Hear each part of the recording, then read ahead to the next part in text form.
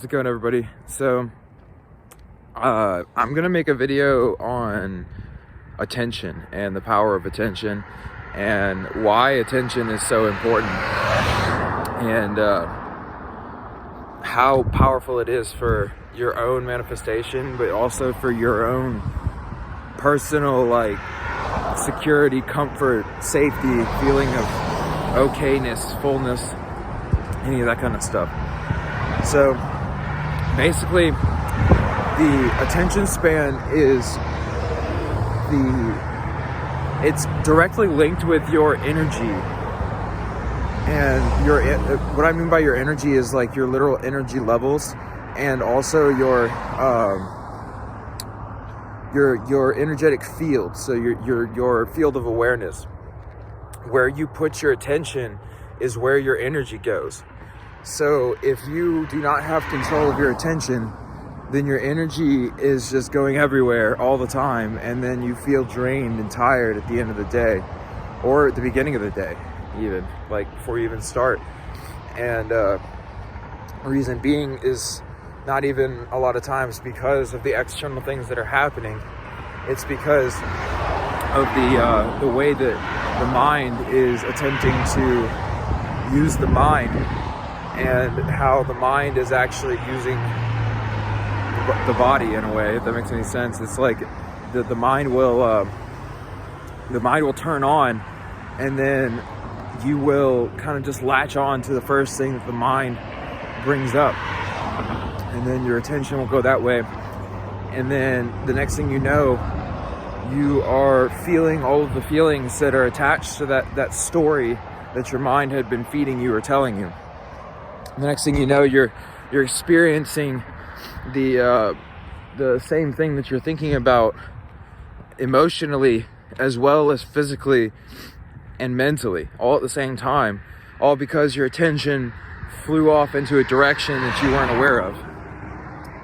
Another thing to question yourself is, when you start becoming aware of your attention, who is it that is becoming aware of all of these different things that are happening in your own mind? Meaning, you have the mind. So once you start observing yourself and you start meditating, then you start to see that you have inside of your head, you have the mind, and then you have this other consciousness that's sitting there observing the mind. And as the mind's activity is going and doing its thing, this other consciousness is sitting there watching the whole thing.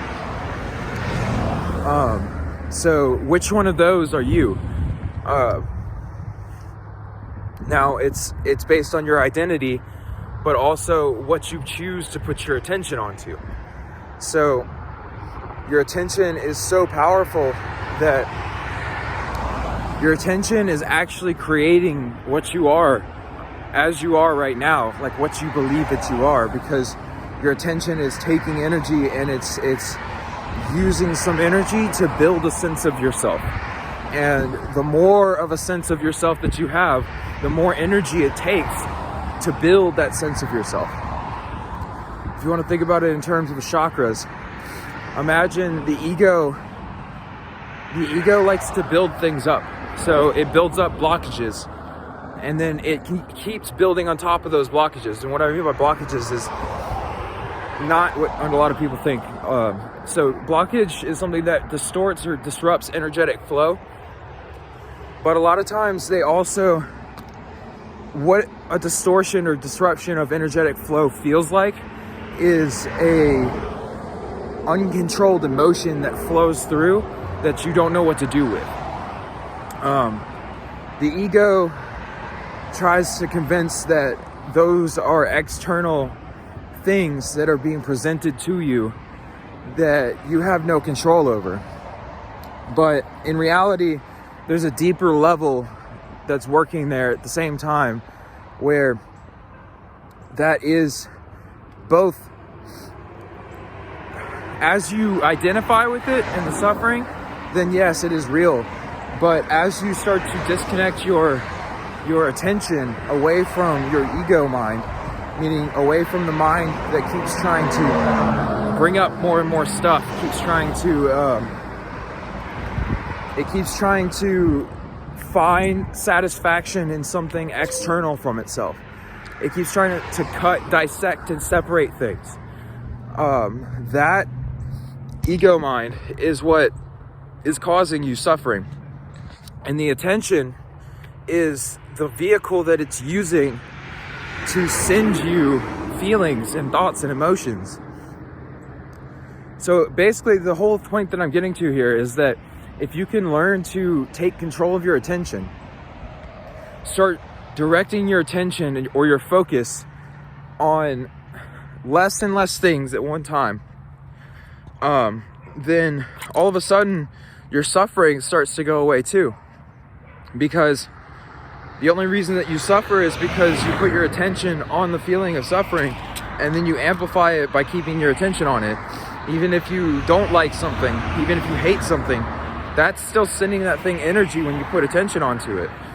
People don't recognize this kind of stuff. Like how they'll be upset at somebody, and then they'll sit there and they'll gossip or complain or go into these kind of loops about people. They don't realize that the whole time they're doing that, they're sending that thing or person energy. It doesn't matter what it is that you're thinking about a person. As soon as you put your attention onto them, then you're both, one, pulling energy from them and sending energy to them, because your mind is not limited by space. It's not limited by distance, because there is no distance in reality, really, because everything is one. So the more that you see this and recognize this, the more that you can kind of go into a point where you can realize that as soon as your mind thinks or projects itself somewhere, it is experiencing that as if it's reality, because that is basically like half of your reality is your mind. A lot of people, they spend 95%, 98% of their time in their mind, and 2% of the time in reality. And that 2% of the time, they were questioning whether what they were experiencing was right, and that just brought them back into their mind. You see, so it's like, basically recognize also that your mind activity is causing you to disconnect yourself from the reality that is all around you right now. And that is something that is not recognized by a lot of people. I think also there's a kind of, sorry, there's a person back there or whatever that's kind of distracted me for a second. I gotta recenter. Anyways, attention, you see? So my attention just went from here and then was directed there, and I lost the flow for a second, but I'm aware of that. Anyways, the point is that your attention, where your attention goes, your energy flows, for one, but also attention energy is it's your vital life force energy. It literally, like, as you learn to develop your attention, you can learn to call on feelings, thoughts, emotions, experiences, manifestations, whatever it is that you want, because that focused attention is your repertoire of power, literally. That is your power. Your ability to put your attention on things is your superpower. And the more that you develop that, the more that you become literally like a superhuman on this plane, literally. Sorry, I just think that's interesting. All right, but yeah, the more that you do that, the more you become like a superhuman on this plane. Also, I keep saying where your attention goes, your energy flows. But there's another thing also where when you start to see your mind, there's a tendency to kind of feel almost bad at the fact that you allowed yourself to delve so deeply into those topics that your mind was convincing you of. That's also another trap of the mind. So shame, remorse, guilt, all that kind of stuff, anything that you're feeling about the past is not real. It's not true. You can let it go. Not because it's not true. Like, point being, like, your logical brain is going to convince you that all your memories and all of that kind of stuff is true, and that kind of stuff is stuff that you need to believe, and that it will influence the way that you are, or who you are right now. In reality, though, that's all just mind projected fantasy. Your past, your future, anything other than what you're directly experiencing right now is just projected fantasy. So once you let go, or you don't even have to let go of it, just recognize that when you remember something, you're just making that memory up. Meaning like you're literally like building a story in your mind and then just choosing to believe that story. So you can really like change your past by just changing the ways you think about the past. Or you can just disconnect from it completely and reinvent yourself right now as a new person. That's what I would suggest doing. And that way you're not limited to the same kind of past that you have gone through. And yeah, you're not going to immediately just like shift into being a different person. I mean, you may, honestly, but like the point is though that you start to take the attention and recognize that as you tell yourself these stories about your past, that's taking your energy from you. That's an energy drainer.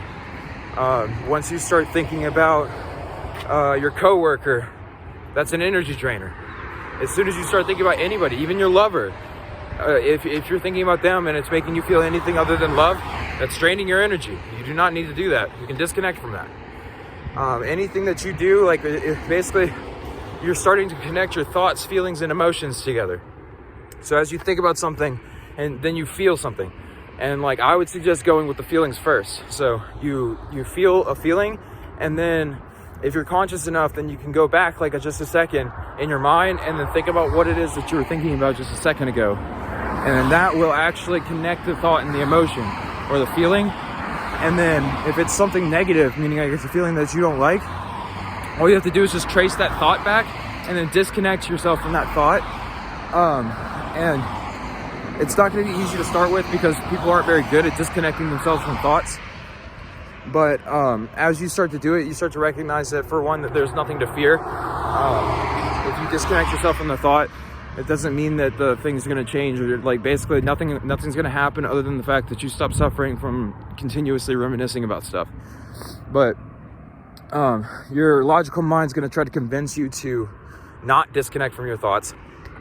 And it's going to try to convince you to keep thinking the same things because it thinks that will change the situation, and in reality that just paralyzes you and makes it to where you cannot change anything about the situation or about yourself, and it stagnates you and it causes you an inability to be able to make any difference in yourself because all of your attention is taken up by how you're not where you think that you want to be.